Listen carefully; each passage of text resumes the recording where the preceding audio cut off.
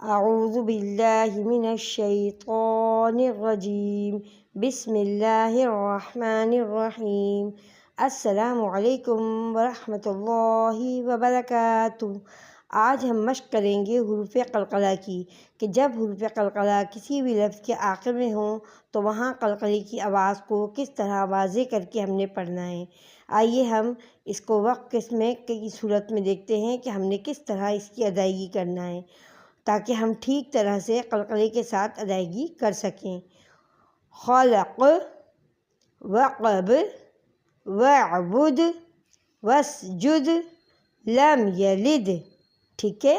फ़क़द, लक़द, वलक़द। देखा आपने कि जब हमने हुरूफ़े क़लक़ला के ऊपर जब वक़्फ़ किया तो उसकी क़लक़ले को अच्छी तरीके से अदायगी करिए और इसकी आवाज़ पलट के वापस आइए। क़लक़ले के मायने आपको मालूम है, आवाज़ का पलट कर वापस आना।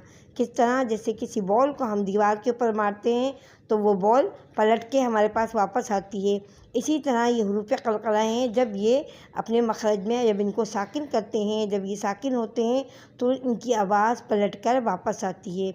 आइए, जब ये हुरूफ़ क़लक़ला किसी भी लफ्ज़ के दरमियान में आए तो वहाँ क़लक़ले की आवाज़ को किस तरह हमने वाज़े करके पढ़ना है, इसकी प्रैक्टिस करते हैं कुरान मजीद में, ताकि हम जब भी ये पढ़ें कहीं जगह जगह ये अल्फाज आए हैं और हम इसकी प्रैक्टिस करें ताकि हमें आसानी हो सके। आइए, अक़रबु, देखिए लफ्ज़ के बीच में आ गया हमज़ा क़ाफ़ ज़बर अक़ क़लक़ला हो रहा है, यानी जब लफ्ज़ों के बीच में आएगा जब भी हमने क़लक़ला करना है। और हुरूफ़ क़लक़ला जब हुरूफ़ के आखिर में आए तो जब भी हमने क़लक़ले को वाज़े करके ही पढ़ना है।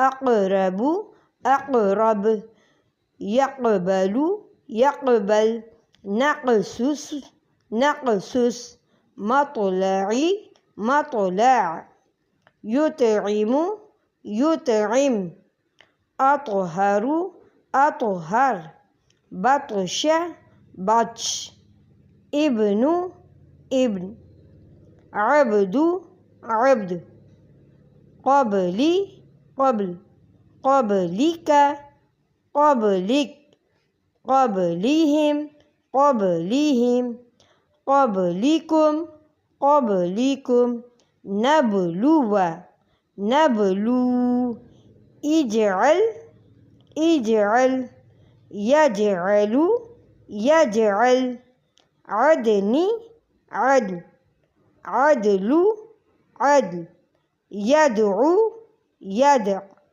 तदउ, तदअ। हमने हुरूफ़